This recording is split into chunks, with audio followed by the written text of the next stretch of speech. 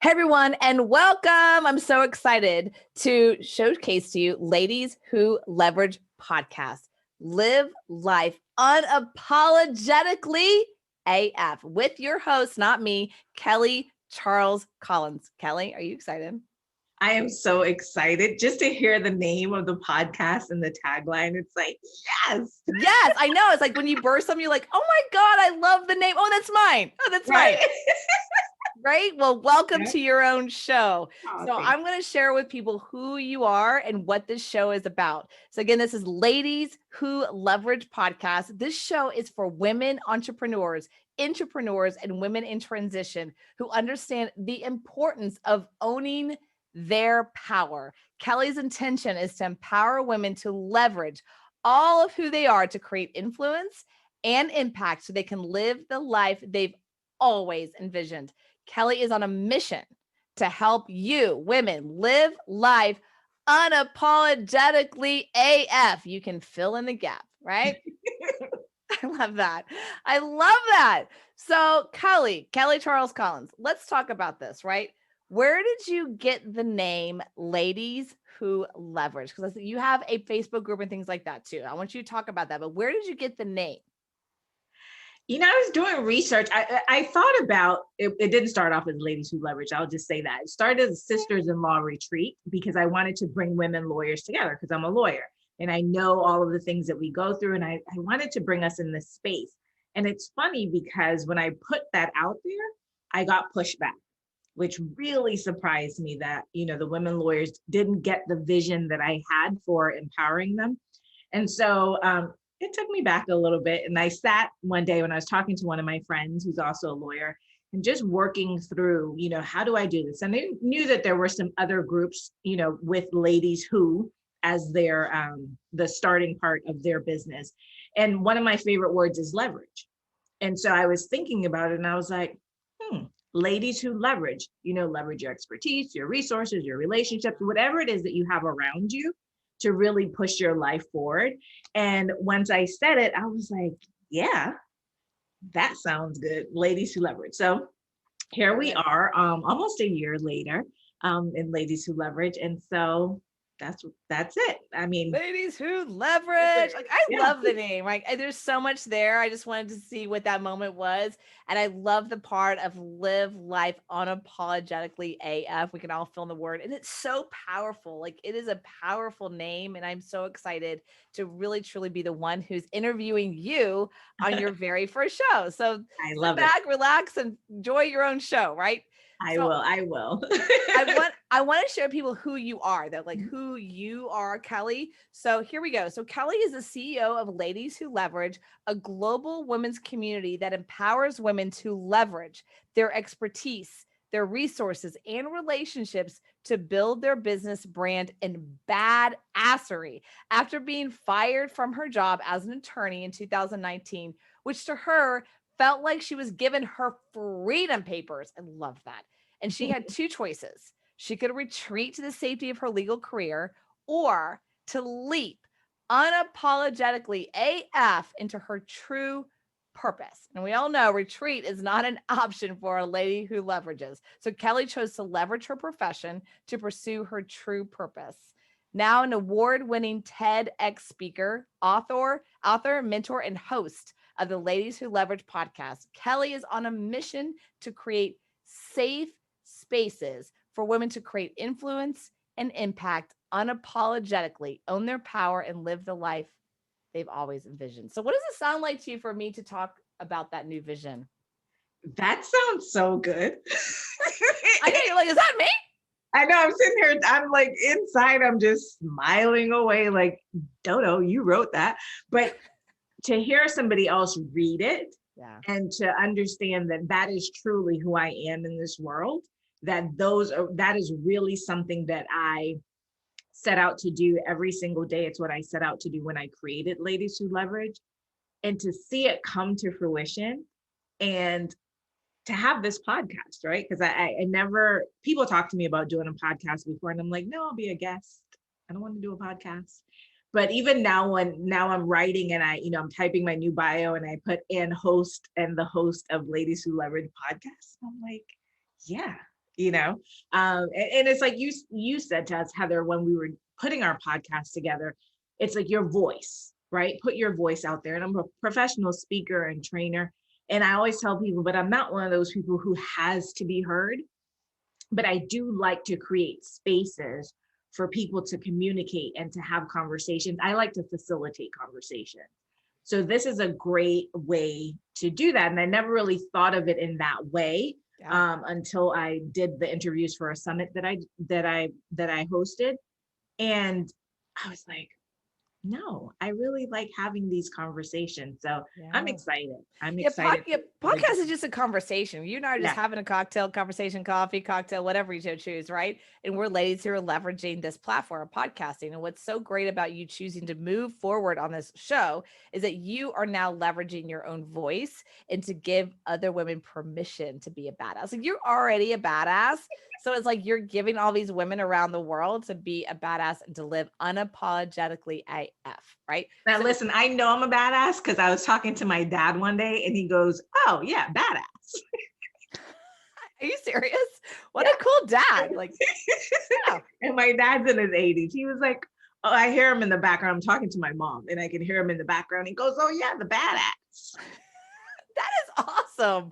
Well, you are definitely a badass, but now you're leveraging your own voice to help other women feel that. And I think that's really cool. So let's talk about that day. Let's go back a little bit. Let's go back in time a little bit, where your career has been, where you're at now, but really let's talk about your career as an attorney, right? You started as an attorney. Can you tell us a little bit of like how you got started or why did you choose to be an attorney? It's funny because I chose to be an attorney on a whim. It was never, you hear so many people say, oh, it's been my lifelong dream. No, my lifelong dream was to be a bank lady. I'm from Jamaica. I wanted to work in a bank. The women in Jamaica who work in the bank have such stature. Never ever thought to be an attorney. But I was talking to a friend of mine one day when I was getting my master's degree, and I was only 20 years old. I was a single mom at the time. I didn't know what the heck I wanted to do. And he was saying, oh, I'm going to go to, law school. I'm like, oh, I could go to law school, right? Because I had been raised by my mom to know that I could just do anything. And I used to work, at the time I worked next to the courthouse in Providence, Rhode Island. And I used to go over there during lunch. And I would go and walk in there and sit and watch the cases. And there was something about that space, like the pomp, the circumstance, it was just like big, right? And it was important. And I decided that I would go to law school now. Not again, just doing what I feel like doing, living life unapologetically AF. I applied to one law school and didn't study for the LSAT, right? Didn't do very well on the LSAT. And when I applied to that one school, I was like, either I'm going to get in or I'm not. If I'm supposed to go, I'll get in. If I'm not, I won't. And that started it. And, never thinking that I would be in that profession for 25 years, right? Half my life, basically. Just never really thinking that, but it was the best decision that I made. And I had to make sacrifices to be able to do that. So I was a single mom, and in going to law school, had to leave my son with my sister and my mom to raise him while I was in law school. So they were in Florida, I was in California. But I knew that it was something that I had to do. It was part of the journey, right, that I had to take in order to make a better life for us. And again, not really thinking and understanding what it would mean to be an attorney, but was just like, yeah, that's just the next thing that I'm gonna do. And my life has been like that, right? It's not linear. It's okay, what's next? And I've just moved through life like that.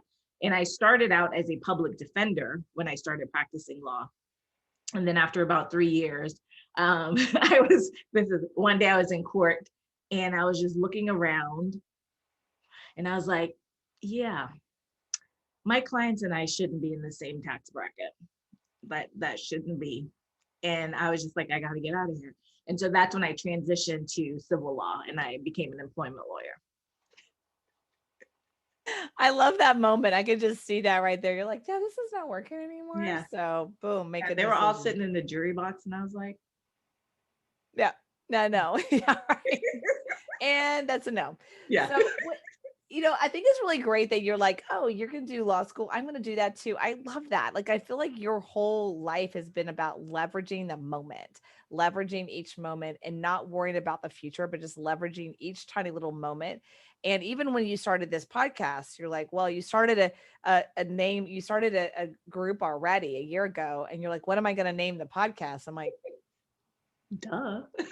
right? Ladies of leverage to go to the group. Yeah. You're like, oh, really? I'm like, yep. No. You were easy, right? And then I was like, and you got a book coming called Ladies Who Leverage, so like, welcome to your franchise. Right. So, but that, I mean, I feel like that's just when things are in alignment, right? Things really work. But let's talk about that. You talk about you're a single mom when you were 20, right? I mean, let's go there for a second, if you don't mind, because I wanted people to realize that sometimes what happens when we get older and we see success in women, we're like, oh, they had it easy. Like, oh, they must have had it easy. Must have had everything just work out for them, whatever. And I really want to just highlight that moment for you. Yeah. Was that expected? What happened? If you don't mind sharing. I mean, I went to college when I was 16. And then, so I got my associates, got my bachelor's, and in between, I was going into starting my MBA. So this summer, I am, doing what I'm doing and not supposed to be doing. And it was funny because it was almost immediate after having sex that I just felt that I was pregnant. I don't know why. I just felt that I was. And so a lot of women feel that. I've heard that before, where it's like that moment they felt the conception. I was.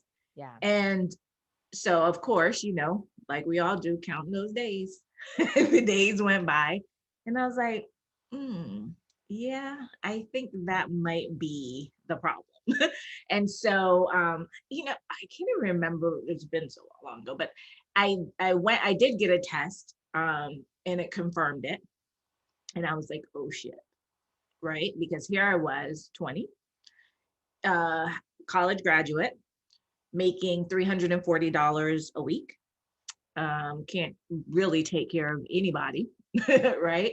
And having now to go tell my parents that I'm pregnant, and in 2 months, I'm starting my master's degree program, right? So lots of decisions that needed to be made.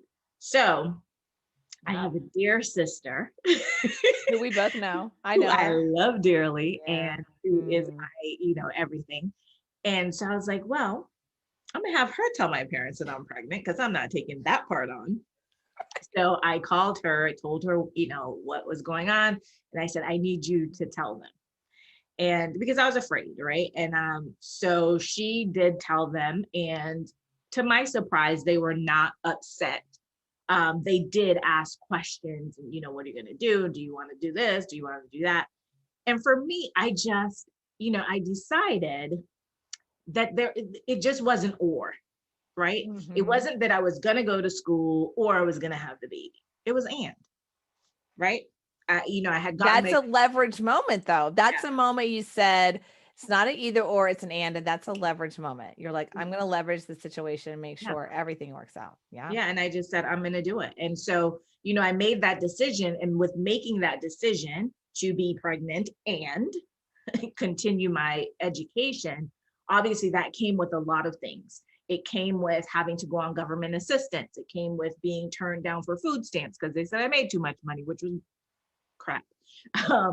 Being told that I made too much money for childcare assistance, right? So finally I got on one of the government assistance programs, but again, making $340 a week, there was no way for me to pay for everything. And there were days where I had to bring my son to work and put him under my desk. That was my babysitter, right? My desk. And I was fortunate. I was so fortunate, Heather, at that time to have a boss who was a woman and who basically acted like that was normal, right? That he was under. And there's a kid under the desk. Right, and there's a kid under the desk. And she just acted like it was normal. And I was so blessed to be in that position. This was in the 90s, right? Very early. My son was born in 1991. And so, my car was repossessed. All kinds of stuff happened. But it was just that's just the journey. It was those things. And I think, as you said, it's so important because people see you in a space and they're like, oh, Look at you. no, You look child, great. I've been all Nothing well for happens. you. Nothing's ever happened to you. You've Right. never been through anything. Yeah. Yeah. And that's what's so important about when you pull that story. It's like, you know what it's like to have your car possessed. You know what Yeah. it's like to really struggle through not only MBA but law school. Like you had to give up your kid for a couple of years. Like I want people to hear that's part of your story. You're a badassery. You are badassery then and now, but part of being badassery is leaning into situations that we don't really necessarily think we're going to be in, Yeah. right? And moving through that. And you're such a leader for other people and other women in that. And for a long time, like I didn't tell my story. There's other things that have happened in my life. And, one day I started to have a conversation with a woman who was a VP at the bank, and we were talking about our children. And, we're just talking about things that have happened. And she was just like, she just like let out a sigh and she was like, thank you. And, because for both of us, we, especially high achieving women, we think that if we say something about, what we've gone through that has not been what everybody thinks is perfect, somehow that's a judgment on you. And I've learned over the years that in sharing, it empowers other women to understand that, okay, even if, right? So I tell people I have experienced that.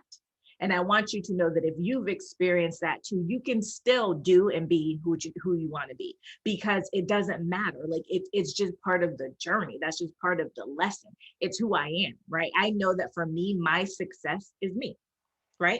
I lie beneath my success. Now I have all these people around me who support me, but I believe in who I am. And I truly, truly believe that I can do anything.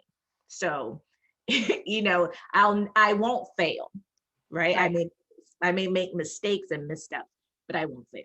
It's like going through the fire gives you the confidence to grow and expand. Yep. And that people who haven't allowed themselves to go through the fire, even though the fire came to them, they didn't go through the fire, they can't keep expanding, because as we expand, we will have to move through situations and leverage it. I mean, I just went through, I live in Texas, and we went through the Texas hell, as you call it, for the year of Right. 2021. And, it was challenging. I'm very lucky and very blessed in many ways. I had situations that come up but when you start to go, oh my God, I don't have food anymore. And like, there's no water or electricity. And I'm in like the middle of a most metropolitan area of the United States of Right. America. What's happening here? You got to get resourceful. And I Yeah. think that's what you're really, you're helping women be, is like, one, we can leverage our relationships and our connections and community, because you're creating a global community, but you're Yeah. giving women the opportunity and the choice to say, yes, and this is Yes. happening. Yes. And I'm not going to be pulled down by that. Yes. So And I think that's so important, because so many people speak negativity over you and speak that choice over you, that you have to be, well, you can only do this or this. No, I could do this and that over there if I want to, you know? Right. But you're giving women that opportunity and that choice, because Mhm. that really, most people are either or. You can't do both. And you did both. So what's the vision, right? Let's talk about your vision of Ladies Who Leverage. I know you started about how long, a year ago, maybe a little more than Almost that. here. Yeah. Yeah. And here you are, right? A year later, you're starting your podcast, you're starting your platform. Where do you see yourself in like 5 years? What's the big Oh, vision? wow. So I want Ladies Who Leverage to be the global leader, like the place that women know that they need to be in if they are all about creating impact and influence. And don't get me wrong, I understand income too, right? We need to make money, but I do believe that if we create impact and influence, all of that will come to us. And so it's funny, when I started Ladies Who Leverage, I didn't have this vision. I didn't have this bigger vision. I really just wanted to bring women together, in this space where we would, get together and talk and really ask each other questions. But over the year, I have seen the power, right? Like firsthand, just seeing the power of bringing women together, especially in our summits, and to see what the women have accomplished over this year in Ladies Who Leverage is amazing. And it just makes me happy. It like makes me smile to see, like, one of them texted me and she was like, she sent me a contract that she was sending out for like high five figures. And she's like, I thought of this in my sleep. But because she's in this space where you feel supported, where you just know that you can be and do anything. And so for me, I want to make that bigger. I want Ladies Who Leverage to be a destination for women to know that if you want to own your power, if you want to live life unapologetically AF, if you want to just be and do everything that you know that you can, that's where you need to be.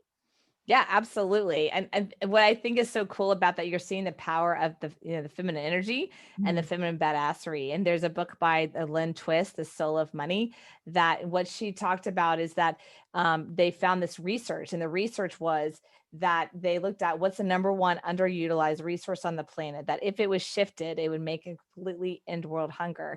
And they saw that the most underutilized resource on the planet was women. That if they leveraged, if they altered, if they changed women's viewpoints around commerce and understanding business, it would completely end world hunger, right? And you're doing that one woman at a time. Yeah. And I think the thing too is about, so many people like to say women can't work together. Women don't work together. Oh my God, I hate that. Right. And I can't stand it. And so in Ladies Who Leverage, we say we don't compete, we collabosource. And collabosource is our word for networking. So we always talk about collabosourcing. And that means working together. That means hiring each other. That means paying people, right? If we're in the group together, it means, appreciating and embracing somebody's value and paying them for their services and referring other people. And so I really want us again to be that space where people see, and women see, and men, because men are the ones who say a lot that we can't work together. And it really feeds them, right? To kind of keep us separate.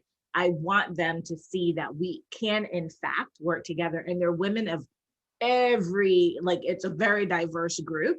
And I did that intentionally to make sure that all women, right, and anyone who identifies as a woman can be in that group and grow.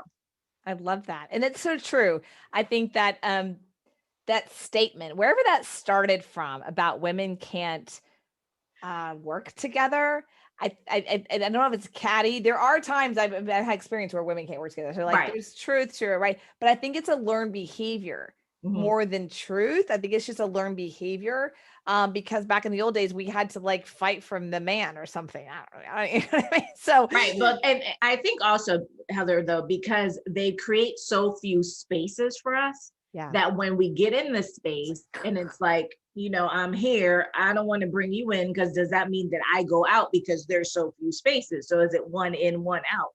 Right. Well, no, that is so. Oh my God, that's it, right? Because that's happening right now. I'm learning that through Clubhouse right now. Is that's feeling like that, where there's like, well, there's only 3 of us up here. Like, we can't let you out because if we let you up, there's now too many women. They'll be freaked out or something. Like there's an undercurrent of that. I've never pinpointed before. Yeah. So in your Ladies Who Leverage, what are you really focusing on for the next year? Like, what are your measurements? You say this has been a success. What are the measurements to say we've hit our goals, or have you thought about it? So I have a couple of goals. I haven't thought about as much in terms of numbers, but would love to get over 1,000 members. We're currently at 763, I think. So you'll get that. Oh my God. So doing well. We're doing our first conference in July, a virtual conference. Yeah. It was supposed to be a hybrid conference, but with COVID, we decided to just make it virtual. And the next level that we're going to build in Ladies Who Leverage, so we have a couple of levels. One is the free Facebook members. Everybody can be in that. There's an expert roundtable membership where if you just want the training that we do every month, you can do that membership. Or there's what we call investors. And those women have all the training, have all the summits, have basically full run of Ladies Who Leverage. But I also see that there's another level, and that level is doing masterminds. And so that's what I'm working on right now, is really developing that next level of growth so that the women that are coming, because the group has those 3 levels of entrepreneur, and transition. And within those, there's people at all levels, right? Starting out, or maybe they're doing a little better. And so I see that there is the there's a space in doing masterminds that I think will really propel Ladies Who Leverage forward. So the other thing with that, with masterminds, is that I think it's also a contribution of teaching women how to mastermind, right? It's not something that I think, in my experience, that a lot of women have been taught, is how to connect and how to leverage each other in a loving way. I mean, men do it all the time. They've been, since the Rotary days, since the Skull and Bone I was a days. Rotarian ambassador. Right, exactly. Like Mason. For the Philippines, to the Philippines. Yeah. I mean, like, they have been taught this currency. It's a currency, right, of relationships, and how to leverage those relationships and to nurture those relationships and to connect. I mean, that really is this huge success. And so I think that's really cool. I love those tiers, because it's giving women to be able to move up as they want to, if they so choose to, and to really, the A players, if you will rise to the top as they will. Right. So what are people saying back to you, since it's only been a year? What's some of the things, challenges, or positive things that you're starting to see in your group right now? So the positive things, I've had people tell me, this has changed my life. This is a game changer. One of the women wrote in Facebook the other day, she was like, meeting Kelly changed my life. It just is, it's so heartwarming to hear them talk about it, just saying, like, they'll say LWL for life. They'll post that. They're just like, this is the place to be, right? The challenge I have is that there are women who are in the group who I think have not really realized the value and the benefit of the group yet. And so that's a work in progress for me too, right? To figure out what it is that I need to do as a leader, right, to make the message clearer and to pull women along. And it's one of the reasons that I have you as a coach. I have, 3 other coaches, because I need to learn more, as a leader, to be able to bring those people in, because I've never had to do that, right? As a lawyer, I didn't have to do all that. I just did what I did. And when I was a lawyer, the thing that I regret is that nobody taught me about business development. Right. It was something that was not taught to me. Again, back to what you were saying about, the men know how to like build a business and get their book of business. And, as a Black woman lawyer, they ain't really trying to. They're not teaching you. They're not teaching you how to fish. They're saying, here's a fish. Right. Exactly. Right. Handle my fish for me. Right. Right. Not, let me teach you how to fish so you can go get your own fish. Right. So now I'm learning how to fish. And so this whole year of being an entrepreneur full-time, and I've been an entrepreneur before, but I've always had my job. Right. So it's never been something that I had to focus on. But this has really taught me. And I am enjoying Ladies Who Leverage more than I ever thought that I would. And I can see the growth in people. And so that's everything to me. Yeah. Yeah, it's true. I think one of the things I'm learning from myself, and I see that with yourself, is that it's a leadership conversation, right? Strategy, learning, marketing, learning all that.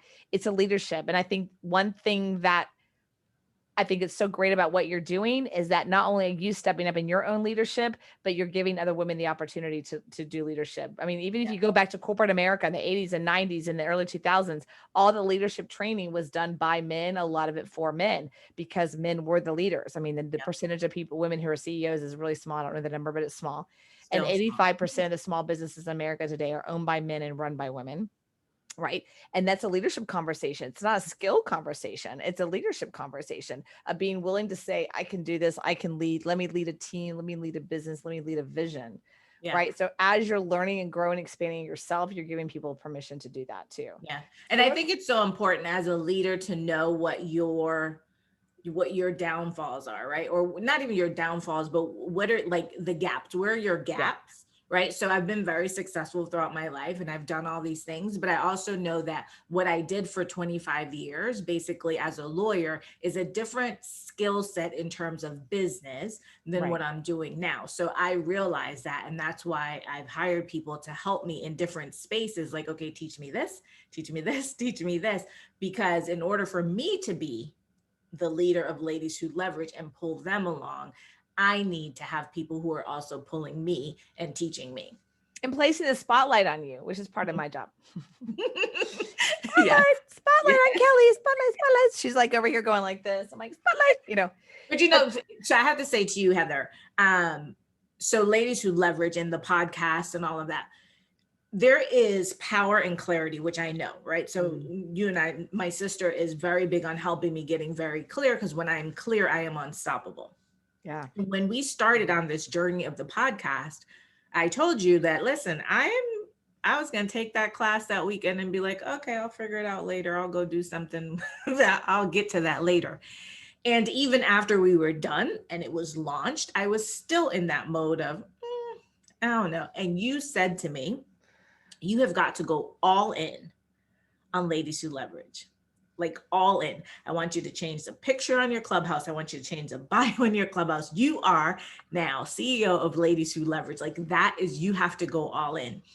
And that little switch, right? That little turn made all the difference, because it took me out of the space of trying to be professional speaker, trainer, attorney, retired attorney, CEO of Ladies Who Leverage, not really knowing, but I'm in the Ladies Who Leverage Clubhouse and Clubhouse. And what am I really talking about? Yeah. That one switch, like the clarity that came through that moment, I was like, oh, it's on now. Like for me, this, like, you have created a monster. And when we get through this academy, listen, once I figure out how to do masterminds, and once I figure out in my brain, like, how do I get these women really engaged? Like, how do I help them to understand the power in what we're doing? Oh, it's over. It's over. It's over. Yeah, but I saw it click in your head. I saw it click. You're like, oh man, she's right. But when we're in our own frame, we can't see. Right. Yeah. I've had someone do the same thing for me. And so, yeah, I mean, I saw it so clearly for you, because honestly, it's really about women need you. People need this right now. Women need this. They need that collaboration and those new tools, the tools that, I guess it's not against men, but men have been taught how to collaborate and Rotary and understanding and connections and leveraging and masterminds. These are old school principles that have been taught in business leadership for so long, and they haven't been taught. And now you have this opportunity. And so to me, it was like super clear. I'm like, this is like Lazy Leverage Clubhouse, Lazy Load Podcast. You got to have a book and you got a group. There you go. Boom. You're like, oh, like, yeah. But that's because I can see it. I mean, I can see that. But once you did, what happened? I mean, once you got clear, how many people actually was added to your group in a short period of time? Last week, it went from like 690 to 763 in like since the time that we've done the podcast. So my podcast has been out a week or so. Yeah, less than a week. Yeah, it was launched. And I'm doing some other stuff too, but again, it has all been tweaked to funnel everybody through Ladies Who Leverage. I think one of the things too was that I was trying to do different things, and I was trying to go outside of Ladies Who Leverage to create these other things, right? So I had created this coaching program, and I was going to be a coach, and like my other coach was like, "You don't even want to be a coach. Why are you doing that?" Right? And she was like, "You have Ladies Who Leverage," and again, not being in it, right? And not seeing and having people outside like, Kelly, do you understand what you have created? Like, use that. And I think that's something that women should understand too. It's like, look at what you have created, look at what you are doing, and not try to go, all over the place. Like, here, stay here. It's like Shanda Sumter, my coach, she says, stay in the step that you're in. It's like, stay here, right? Make this bigger. And then and do well at this, do really well at this. Yeah. And then you can, like, okay, let me do something over here, but always coming back to home. And that was the thing that I realized, that Ladies Who Leverage is home. Yeah. Right. Yeah. And we can take trips, right? We can take trips, but Ladies Who Leverage is home. It's the home base, right? It's the clarity of the home base, and you can move from there. That's so clear. It's the main company, right? And it's also what you've done from a business perspective is you've not made it about Kelly. Mm-hmm. And so when you do that, you've leveraged, you've leveraged the name.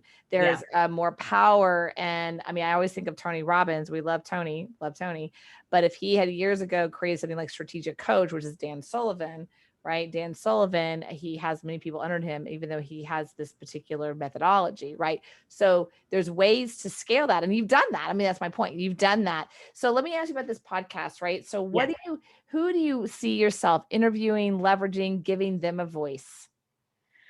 So I want to, obviously women, but I think I'll have on some men too, but women who are in business. So women, me, if I think about it, I want to interview me, right? Me when I was 16 years old going to college, me 20 and single going off to law school and pregnant, trying to figure out what the heck is going on. Me losing my first six-figure job and being like, oh, you know what? I'm going to go start a wedding and event planning business. Me, at 20 something, after I did that, becoming my son's momager, right? And being in nightclubs at night and singing the hook on his song, and me, getting back into the legal field and, running my own law firm, and then, going back to work and sitting in my financial advisor's office weeks at a time crying because I had no money and I had no savings and I had no nothing. And me, in October of 2019, being told, you're getting fired because we can't afford to pay you. Those are the people that I want to talk to. I want to talk to women who are not afraid to share their journey, the good, the bad, the ugly, because I think it's important for us to do that so that we can learn and so that we can see that it doesn't matter what we've been through, right? Those are just things. Those are things that happen. That's part of the journey. And, as I've gotten older, I have been able to appreciate that those are the things that make me who I am. I tell people I am like the salt of the earth, right? I am who I am. What you see here today is what you'll see tomorrow, what you'll see in the courtroom, wherever. And it's because I always realize that anything that I've done, like as far as a job, is what I did for a living, not who I am as a person. And so when those things were taken from me, when my jobs were taken from me, they couldn't destroy me because they weren't taking me. They were just taking a job. They were taking a source of income. They could never affect me or impact me as a person. And so I was always there to be able to be like, okay, what's the next thing? What are we doing next? Right. And so I want to talk to women like that. And I want to talk to women who understand that owning your power is freedom. Owning your power is freedom. I love that. That's really true, actually. So you're living unapologetically AF. This is your first show. Congratulations. Woo! I mean, you're like, done. We're going to put this in your Ladies Who Leverage Facebook group. They're going to love it. And who you are. Congratulations on helping, letting me put the spotlight on you and your story. You. Because people need to hear who their leader is. Part of being a leader is vulnerability. Part of being a leader is like, this is what I've been through. I'm still learning. Recently, just real quickly, I was in a situation where I know I messed up on a leadership level. And I said, hey, I messed up here at a leadership level. Please forgive me. And I'll make this right. I know that that's a leadership problem. That's on me. And they were gracious. They're like, oh, okay, cool. Yeah. Because, that's what leaders do. We're like, okay, that was a leadership thing. Nothing to do with you guys. I messed that up. Right. But when we do, and I was in front of a group of women and they were really shocked because they're like, wow, like you're right. That was a leadership thing versus making it catty. I could have gone into like the catty thing. And so you've given this situation, you've given these women the opportunity when you're becoming that leader and you're showing your vulnerability along the way. And as you're growing it, I mean, that's the beauty of it. It's like the Mary Kay moment. Like, I love that woman. Like, she's amazing. Yeah, because she talked about it, she's like, this is hard. And she talked about her challenges and everything that's going on, the divorces and all that. So you're giving that opportunity. So I just want to honor you and acknowledge you for what you're creating. As we wrap it up, and your very first show is your trailer of the Ladies Who Leverage. You're like, woo, someone's done. What do you want to say to your ladies? What do you want to say to the women who are listening to this and maybe they're like, wow, I like that, but like, what do you want to say to them? That you belong everywhere you are, but you don't belong everywhere. Wow, that's impressive. So can you go a little bit further into that? Yeah, I always think that whatever room I'm in, whatever space I'm in, that I belong there. That if people are questioning or like, why is she here? Well, that's their problem, right? They have a question. I never have a question about where I am. If I'm there, I belong there, right? But I also know that I don't belong everywhere, and not everybody deserves my presence. And so that's why I say I belong everywhere I am. So I put myself in that space, I belong there.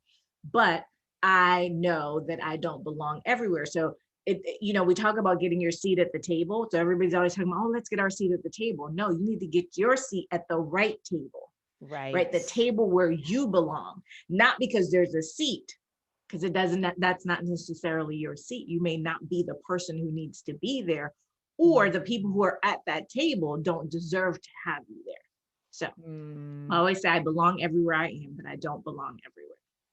Wow, that is like really good, by the way. I love that. So congratulations, Miss Kelly. Woo!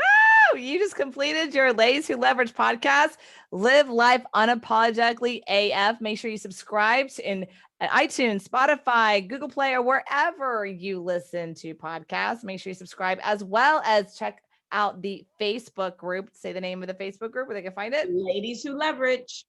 Ladies Who Leverage. Check it out, as well as check Miss Kelly out on Clubhouse. All right, everyone. My name is Heather Havenwood, and thank you for this opportunity to really, truly give light to your new show, Kelly. I appreciate you. I appreciate it. Thank you, Heather. You're welcome.